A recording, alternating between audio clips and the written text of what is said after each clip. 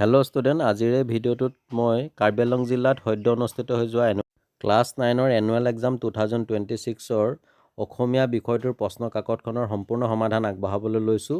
ইতিমধ্যে মই social science আৰু ইংলিছৰ সলিউশ্যন ভিডিঅ' আগবঢ়াইছোঁ। যদি তোমালোকে চোৱা নাই চাব পাৰিবা, ডেছক্ৰিপশ্যনত লিংকসমূহ দিয়া আছে। আৰু তোমালোকৰ স্কুলতো যদি এক্সাম ষ্টাৰ্ট হয় তেতিয়াহ'লে পাৰিলে কুৱেশ্যন পেপাৰবোৰ মোৰ হোৱাটছআপ নম্বৰ দিবা, মই যিমানখিনি পাৰোঁ ছল্ভ কৰি দিম। তো তেতিয়াহ'লে আমি কুৱেশ্যন পেপাৰখন ডিছকাছ কৰোঁ। কুৱেশ্যন পেপাৰখনৰ ক বিভাগৰ 1 নম্বৰ দিছে অতি চমুকৈ উত্তৰ লিখা। তো ক নম্বৰটো দিছে শিশুলীলা কবিতাটিত কৃষ্ণ গীত গোৱা সুন্দৰীগৰাকী কোন? ইয়াত কৃষ্ণ গীত গোৱা সুন্দৰীগৰাকী হৈছে নন্দপত্নী যশোদা। খ নম্বৰ দিছে সময়ক কিহৰ লগত তুলনা কৰিব পাৰি? ইয়াৰ উত্তৰটো লিখিব পাৰোঁ সময়ক নৈৰ সোঁতৰ লগত তুলনা কৰিব পাৰি। নেক্সট গ নম্বৰটো দিছে শদিয়াৰ সেমেকা জলবায়ুত মিছনেৰীসকল কি ৰোগত আক্ৰান্ত হৈছিল? ইয়াৰ উত্তৰটো লিখিব পাৰোঁ শদিয়াৰ সেমেকা জলবায়ুত মিছনেৰীসকল কলেৰা ৰোগত আক্ৰান্ত হৈছিল। ঘ নম্বৰ দিছে দেশৰ প্ৰতিটো পুৱাই কবিৰ বাবে কি লুকাই আনিছে? ইয়াৰ উত্তৰটো হ'ব দেশৰ প্ৰতিটো পুৱাই কবিৰ বাবে ঐশ্বৰ্যৰ বিপুল সম্ভাৰ লুকুৱাই আনিছে। ঙ নম্বৰ দিছে সিদ্ধাৰ্থই পেঞ্চিল বক্সত কি সাঁচি থৈছিল? ইয়াৰ উত্তৰটো হ'ব সিদ্ধাৰ্থই পেঞ্চিল বক্সত দেউতাকে দিয়া চকলেটৰ কাগজবোৰ সাঁচি থৈছিল। প্ৰথম ছ নম্বৰ দিছে কবিক বিশাল দৃষ্টি কোনে দিলে? ইয়াৰ উত্তৰটো হ'ব কবিক বিশাল দৃষ্টি মহাকাশে দিলে। নেক্সট 2 নম্বৰটো দিছে চমু উত্তৰ লিখা যিকোনো 5টা। তো ক নম্বৰটো দিছে কেনেকুৱা গীত আৰু ছবিক সকলোৱে ভাল বুলি কয়? ইয়াৰ উত্তৰটো হ'ব যিবোৰ গীত আৰু ছবি সকলোৱে বুজি পায় আৰু যিবোৰ গীত আৰু ছবিয়ে প্ৰত্যেকৰে মনত আনন্দৰ লহৰ তোলে, এইটো নাহৰ হৈ আছে প্ৰিণ্টিং মিছ, তেনেবোৰ গীত আৰু ছবিক সকলোৱে ভাল বুলি কয়। নেক্সট খ নম্বৰটো দিছে কুসংস্কাৰ বুলিলে কি বুজা লিখা? ইয়াৰ উত্তৰটো আমি এনেধৰণে লিখিব পাৰোঁ যিবোৰ নীতি নিয়ম ব্যৱস্থা পৰম্পৰা এখন সুস্থ সমাজৰ পৰিপন্থী সমাজৰ অগ্ৰগতিত গতিৰোধক হৈ থিয় দিয়ে সেইবোৰে হৈছে কুসংস্কাৰ। লগতে আমি লিখি দিব পাৰোঁ যে বেলেগ ধৰ্মৰ মানুহৰ হাতৰ পৰা কিবা খালে জাতকুল যায়, এইবোৰ কুসংস্কাৰৰ উদাহৰণ। গ নম্বৰটোত দিছে কোন চনত আৰু কোনে পিপলান্তি গাঁৱলৈ ৰাষ্ট্ৰপতিৰ পুৰস্কাৰ আগবঢ়াইছিল? এইটো আহিয়ে থাকে, মই কমন দিছিলোঁ। ইয়াৰ উত্তৰটো হ'ব খ্ৰীষ্টীয় 2007 চনত তেতিয়াৰ ৰাষ্ট্ৰপতি ডক্টৰ APJ আব্দুল কালামে পিপলান্তি গাঁৱলৈ ৰাষ্ট্ৰপতিৰ পুৰস্কাৰ আগবঢ়াইছিল। ঘ নম্বৰত দিছে লোকসংস্কৃতি বুলিলে কি বুজায়? ইয়াৰ প্ৰধান ভাগ দুটা কি কি?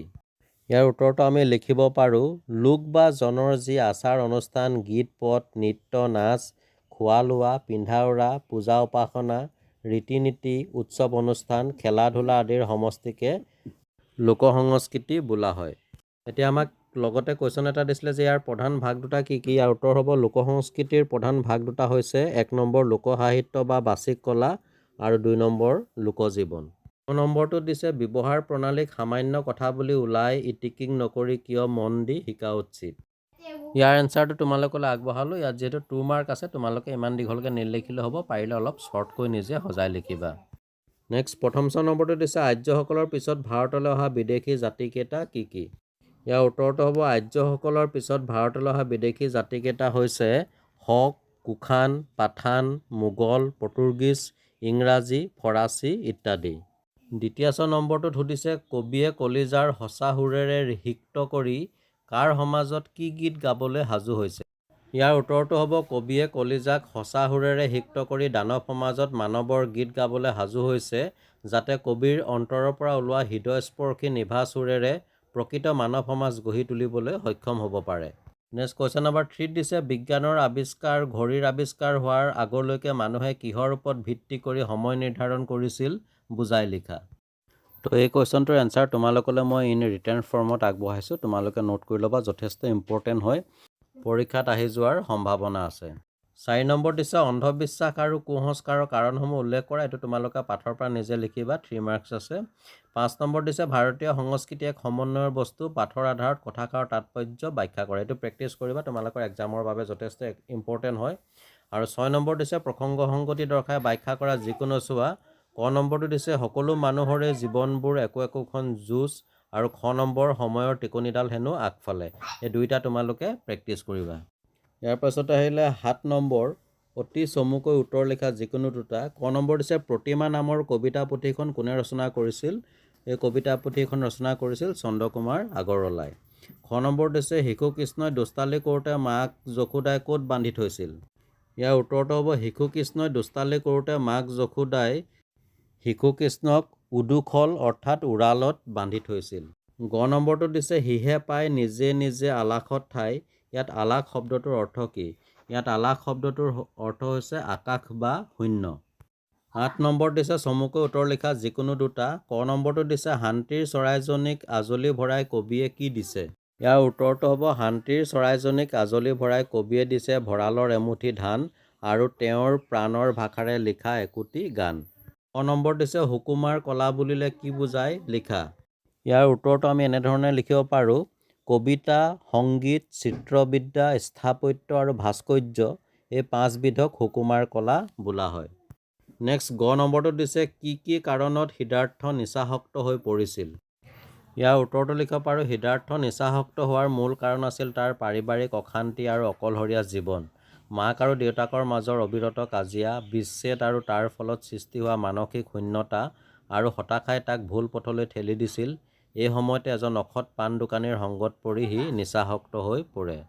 9 নম্বৰত দিছে তলত দিয়া যিকোনো এটা কবিতাৰ মূলভাৱ লিখা। ক নম্বৰটো দিছে শিশুলীলা, খ নম্বৰটো মোৰ দেশ। তোমালোকে এতিয়া প্ৰেক্টিচ কৰিবা, বিশেষকৈ মোৰ দেশটো পৰীক্ষাত অহাৰ পূৰ্ণ সম্ভাৱনা আছে। 10 নম্বৰত কবিতাৰ পৰা দুটা পংক্তি উঠাই দিছে আৰু ইয়াৰ ভিতৰত যিকোনো এটাৰ প্ৰসংগ সংগতি দৰ্শাই ব্যাখ্যা কৰিবলৈ দিছে। তো তোমালোকে এইখিনি প্ৰেক্টিচ কৰিবা আৰু এনেকুৱা ধৰণৰ আন কিছুমানো পৰীক্ষাৰ বাবে চাই যাবা। নেক্সট 11 নম্বৰ দিছে তলত দিয়া প্ৰশ্নসমূহৰ নিৰ্দেশমতে উত্তৰ কৰা। ক নম্বৰ দিছে তলত দিয়া যিকোনো দুটা শব্দৰ মূৰ্ধন্য ণ আৰু মূৰ্ধন্য খ হোৱাৰ কাৰণ লেখা। প্ৰথমটো দিছে পূৰ্ণ, এইটো আমি লিখিব পাৰোঁ ৰৰ পাছত থকা দন্ত ন সদায় মূৰ্ধন্য ণ হয়। নেক্সটটো দিছে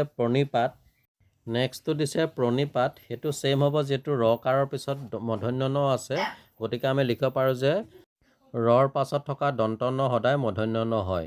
নেক্সটটো দিছে দৃষ্টি, ইয়াত আমি মূৰ্ধন্য খ হোৱাৰ কাৰণটো লিখিব পাৰোঁ যে ত বৰ্গৰ লগত যুক্ত হ'লে দন্ত হ সদায় মূৰ্ধন্য খ হয়। ইয়াত ত বৰ্গ বুলি কওঁতে মূৰ্ধন্য ত বৰ্গৰ কথা কোৱা হৈছে। তাৰপিছৰটো দিছে দুষ্কষ্ট, এইটো ছেইম হ'ব, মূৰ্ধন্য ত বৰ্গৰ সৈতে যুক্ত হ'লে দন্ত হ সদায় মূৰ্ধন্য খ হয়। খ নম্বৰ দিছে তলৰ যিকোনো দুটা শব্দৰ বিপৰীতাৰ্থক শব্দ লিখা। প্ৰথমটো দিছে মৃত্যু, মৃত্যুৰ বিপৰীত শব্দ হ'ব জন্ম। তাৰপিছত দিছে শীতল, শীতলৰ বিপৰীত শব্দ হ'ব তপত। আনন্দ, আনন্দৰ বিপৰীত শব্দ হ'ব নিৰানন্দ। আৰু আশীৰ্বাদ, আশীৰ্বাদৰ বিপৰীত শব্দ হ'ব অভিশাপ। তাৰপৰা গ নম্বৰ দিছে যিকোনো দুটা শব্দৰ সন্ধি ভাঙা আৰু জোৰা লগোৱা। প্ৰথমটো দিছে সৰ্বাকাশ, সৰ্বাকাশ শব্দটোৰ সন্ধি ভাঙিলে হ'ব সৰ্ব যোগ আকাশ। তাৰপিছত দিছে কল্পান্তৰ, এইটো হ'ব কল্প যোগ অন্তৰ। নেক্সট দিছে মনঃ যোগ তাপ, এইটো সন্ধি ভাঙিলে হ'ব অৰ্থাৎ জোৰা লগালে হ'ব মনস্তাপ। আৰু নমঃ যোগ কাৰ, এই শব্দ দুটাৰ সন্ধি জোৰা লগালে হ'ব নমস্কাৰ। ঘ নম্বৰ দিছে অপ আৰু অধি উপসৰ্গ ব্যৱহাৰ কৰি দুটা অৰ্থপূৰ্ণ শব্দ লিখা। ইয়াত আমি অপ উপসৰ্গ ব্যৱহাৰ কৰি লিখিব পাৰোঁ অপমান, অপকাৰ ইত্যাদি। আৰু অধি উপসৰ্গ ব্যৱহাৰ কৰি আমি শব্দ লিখিব পাৰোঁ অধিকাৰ, অধিক ইত্যাদি। তাৰপিছত ঙ নম্বৰ দিছে বাক্য ৰচনা কৰা যিকোনো দুটা। প্ৰথমটো দিছে অজৰ-অমৰ, অজৰ-অমৰটো আমি বাক্য ৰচনা কৰিব পাৰোঁ মানুহে নিজৰ কৰ্মৰ দ্বাৰা চিৰদিন অজৰ-অমৰ হৈ ৰ'ব পাৰে। তাৰপিছতো দিছে ডাঙৰ-দীঘল, ডাঙৰ-দীঘল শব্দটোৰ দ্বাৰা আমি বাক্য ৰচনা কৰিব পাৰোঁ যে মাক দেউতাকৰ মৃত্যুৰ পাছত বুঢ়ী মাক খেৰসুঁতীয়ে শংকৰদেৱক ডাঙৰ-দীঘল কৰিছিল। তাৰপিছত দিছে চকুৰ কুটা, চকুৰ কুটা মানে শত্ৰু। যি ব্যক্তিয়ে তোমাক চকুৰ কুটা হেন জ্ঞান কৰে তেনে ব্যক্তিৰ পৰা সদায় আঁতৰি থাকিব লাগে, নহ'লে কেতিয়াবা বিপদত পেলাব পাৰে। তো এনেদৰে লিখিলে হ'ব আৰু তোমালোকে নিজেও লিখিব পাৰা, বেলেগ ধৰণে বাক্য ৰচনা কৰিব পাৰা। 12 নম্বৰ দিছে ভাৱ সম্প্ৰসাৰণ কৰিবলৈ শুই থকা শিয়ালে হাঁহ ধৰিব নোৱাৰে। 4 নম্বৰ আছে, এইটো প্ৰেক্টিচ কৰিবা আৰু এনেকুৱা ধৰণৰ আৰু কিছুমান চাবা। নাইবা দিছে দুদিনৰ ছুটি বিচাৰি বিদ্যালয়ৰ অধ্যক্ষ মহোদয়লৈ এখন আবেদন পত্ৰ লেখা। এইটো একেবাৰে চিম্পুল হয়, তোমালোকে নিশ্চয় লিখিয়ে থাকা। আৰু 13 নম্বৰ দিছে তলত দিয়া বিষয়সমূহৰ যিকোনো এটা বিষয়ৰ এখন ৰচনা লিখা। তো ইয়াত আমাক বিষয়সমূহ দিছে ক নম্বৰ পৰিৱেশ প্ৰদূষণ আৰু ইয়াৰ প্ৰতিকাৰ, খ নম্বৰ দিছে তোমাৰ জীৱনৰ লক্ষ্য আৰু গ নম্বৰ দিছে পুথিভঁৰাল। ইয়াৰ ভিতৰত যিকোনো এখনৰ বিষয়ে লিখিব লাগে। 8 নম্বৰ আছে, এইখিনি তোমালোকে প্ৰেক্টিচ কৰিবা। 14 নম্বৰ দিছে তোমাৰ দ্ৰুতপাঠত বৈচিত্ৰ্যময় অসম, সন্নিৱিষ্ট অসমৰ যিকোনো দুটা জনগোষ্ঠীৰ সাজপাৰৰ বিষয়ে চমুকৈ লিখা। এইটো এটা কমন কুৱেশ্যন আহিয়ে থাকে, এইটো তোমালোকে ভালকৈ মুখস্থ কৰিবা। নেক্সট কুৱেশ্যন নম্বৰ 15 দিছে চমুকৈ উত্তৰ লিখা। ক নম্বৰ দিছে অসমত আহোম সাম্ৰাজ্যৰ প্ৰতিষ্ঠাতা কোন আছিল? অসমত আহোম সমাজৰ প্ৰতিষ্ঠাতা হৈছে স্বৰ্গদেউ চুকাফা। খ নম্বৰ দিছে কাৰ্বিসকলক অসমৰ কলম্বাছ বুলি কোনে কৈছিল? ইয়াৰ উত্তৰটো হ'ব কাৰ্বিসকলক অসমৰ কলম্বাছ বুলি বিষ্ণুপ্ৰসাদ ৰাভাই কৈছিল। গ নম্বৰ দিছে বৰাক উপত্যকাৰ মানুহৰ প্ৰধান জীৱিকা কি? তো বৰাক উপত্যকাৰ মানুহৰ প্ৰধান জীৱিকা হৈছে খেতি বাতি, ব্যৱসায় আৰু চাকৰি। ঘ নম্বৰ দিছে সুনীতি কুমাৰ চট্টোপাধ্যায়ৰ মতে চাওতাল শব্দটো ক'ৰ পৰা উৎপত্তি হৈছে? ইয়াৰ উত্তৰটো হ'ব সুনীতি কুমাৰ চট্টোপাধ্যায়ৰ মতে চাওতাল শব্দটো সংস্কৃত সমান্তৰাল শব্দৰ পৰা উৎপত্তি হৈছে। 16 নম্বৰত আমাক চমুটোকা লিখিবলৈ দিছে যিকোনো এটা লাচিত বৰফুকন, আজান ফকীৰ চাহাব, চেমছন সিং ইংতি এইকেইটা তোমালোকে মুখস্থ কৰিবা। নেক্সট আহিলে খ বিভাগ। খ বিভাগৰ 17 নম্বৰটো দিছে অতি চমু উত্তৰ লিখা যিকোনো 5টা। ক নম্বৰ দিছে মাধৱ কন্দলীৰ ৰামায়ণত কেইটা কাণ্ড পোৱা যায়? ইয়াৰ উত্তৰটো হ'ব মাধৱ কন্দলীৰ ৰামায়ণত 5টা কাণ্ড পোৱা যায়। খ নম্বৰ দিছে হনুমন্তই কি ৰূপ ধৰি লংকা নগৰীত প্ৰৱেশ কৰিছিল? ইয়াৰ উত্তৰটো হ'ব হনুমন্তই বিৰাল অৰ্থাৎ মেকুৰীৰ ৰূপ ধৰি লংকা নগৰীত প্ৰৱেশ কৰিছিল। গ নম্বৰ দিছে কবি আনন্দ চন্দ্ৰ আগৰৱালাক কিয় ভাঙনি কোঁৱৰ বুলি কোৱা হয়? ইয়াৰ উত্তৰটো হ'ব কবি আনন্দ চন্দ্ৰ আগৰৱালাই কেইবাটাও ইংৰাজী কবিতা অসমীয়ালৈ শুৱলাকৈ ভাঙনি কৰে, সেইকাৰণে তেওঁক ভাঙনি কোঁৱৰ বুলি কোৱা হয়। ঘ নম্বৰ দিছে কবিৰ মতে প্ৰকৃত সুখ কেনেদৰে পাব পাৰি? ইয়াৰ উত্তৰটো আমি শ্বৰ্টকৈ লিখিব পাৰোঁ। কবিৰ মতে আনৰ দুখত দুখী আৰু আনৰ সুখত সুখী হ'ব জানিলে প্ৰকৃত সুখ পাব পাৰি। নিজৰ স্বাৰ্থ ত্যাগ কৰি আনৰ হিতৰ হকে কাম কৰিলে প্ৰকৃত সুখ পাব পাৰি। 15 নম্বৰ দিছে মাধৱদেৱৰ সাহিত্যিক জীৱনৰ কীৰ্তিস্তম্ভ হিচাপে চিহ্নিত গ্ৰন্থখনৰ নাম কি? ইয়াৰ উত্তৰটো হ'ব নামঘোষা। 1 নম্বৰ দিছে ঈশ্বৰৰ পাছতে আমাৰ মাননীয় কোন? ইয়াৰ উত্তৰটো হ'ব ঈশ্বৰৰ পাছতে আমাৰ মাননীয় হৈছে পিতৃ মাতৃ। কুৱেশ্যন নম্বৰ 18 দিছে হনুমন্তই গধূলি সময়ত দেখা লংকা নগৰী এটি বৰ্ণনা দিয়া। ইয়াত মাৰ্ক আছে 3।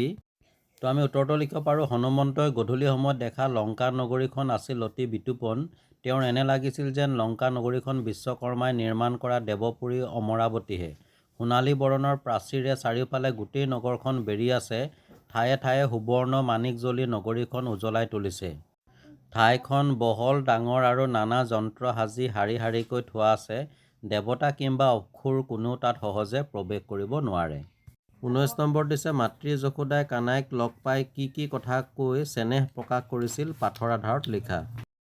ইয়াৰ এনচাৰটো তোমালোকলৈ আগবঢ়ালোঁ, কিন্তু ইয়াত যিহেতু মাৰ্ক 3 আছে ইমান দীঘলকৈ নিলিখিলে হ'ব। ইয়াৰ পৰা তোমালোকে অলপ সজাই শ্বৰ্টকৈ লিখিবা। 20 নম্বৰ দিছে যিখন দেশৰ অধিকাৰ নাই শাসনকৰ্তা নাই সেইখন দেশ অৰাজক আৰু ধুমুহা বতাহত গুৰিয়াল নথকা নাৱৰ দৰে অস্থিৰ। উক্ত কথাষাৰ তাৎপৰ্য বুজাই লিখা। অতিকে ইম্পৰ্টেণ্ট হয়, 3 মাৰ্ক আছে, এইটো নিজে প্ৰেক্টিছ কৰিবা। কিবা অসুবিধা হ'লে কমেণ্ট কৰি জনাবা। ইয়াৰ পাছত 21 নম্বৰৰ কটোত দিছে শিক্ষকৰ প্ৰতি ছাত্ৰই মান সংস্কাৰ কিয় ৰাখিব লাগে বুজাই লিখা। 3 নম্বৰ নাইবা ব্যাখ্যা কৰিবলৈ দিছে স্বাৰ্থৰ বাটৰ দুখৰ কাঁইট খোজে প্ৰতি বিন্ধে চলে নিস্বাৰ্থৰ বাট সেন্দুৰীয়া আলি সুগন্ধি কুসুম ফুলে। তো এই দুটা তোমালোকে প্ৰেক্টিছ কৰিবা, নিশ্চয় তোমালোকৰ এক্সামৰ বাবে যথেষ্টখিনি হেল্প হ'ব। এবাৰ 22 নম্বৰত তলৰ শব্দকেইটাৰ আধুনিক ৰূপ লিখা। প্ৰথমটো দিছে কণ্টকী। কণ্টকীৰ আধুনিক ৰূপ হ'ব কাঁইটীয়া গছ। তাৰ পাছত দিছে বিৰাল। বিৰালৰ আধুনিক ৰূপ হৈছে মেকুৰী। তাৰ পাছত দিছে দেখল। দেখলৰ আধুনিক ৰূপ হ'ব দেখিলে। 23 নম্বৰ দিছে তলৰ শব্দকেইটাৰ বিপৰীত লিংগবাচক শব্দ লিখা। প্ৰথমটো দিছে বলধ। বলধৰ বিপৰীত লিংগ হ'ব গাই। তিৰোতা। তিৰোতাৰ বিপৰীত লিংগ হ'ব পুৰুষ। 24 নম্বৰ দিছে এটি জুৰীয়া শব্দৰ উদাহৰণ দি বাক্য ৰচনা কৰি দেখুওৱা।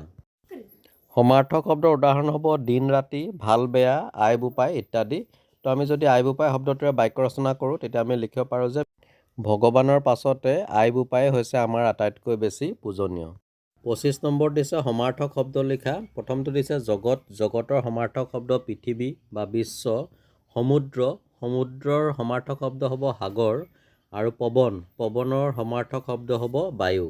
চ' এনিৱে মাই ডিয়াৰ ষ্টুডেণ্ট, এয়া আছিল কাৰ্বি আংলং জিলাত সদ্য অনুষ্ঠিত হৈ যোৱা ক্লাছ 9ৰ এনুৱেল এক্সাম 2026ৰ আছামিজ ছাবজেক্টটোৰ কুৱেশ্যন পেপাৰখনৰ চলিউশ্যন ভিডিঅ'। তো যদি ভিডিঅ'টো ভাল লাগিছে লাইক এটা কৰি শ্বেয়াৰ কৰি দিবা, আৰু এনেকুৱা ধৰণৰ বিভিন্ন ধৰণৰ কুৱেশ্যন পেপাৰ ভিডিঅ'ৰ লগতে তোমালোকৰ শিক্ষাৰ সহায়ক ভিডিঅ' পাই থাকিবৰ বাবে চাই থাকিবা RB লাৰ্ণ কাম এণ্টাৰটেইনমেণ্ট। আন এটা ভিডিঅ'ত পুনৰ লগ পাম। আজিলৈ আহোঁ, ধন্যবাদ।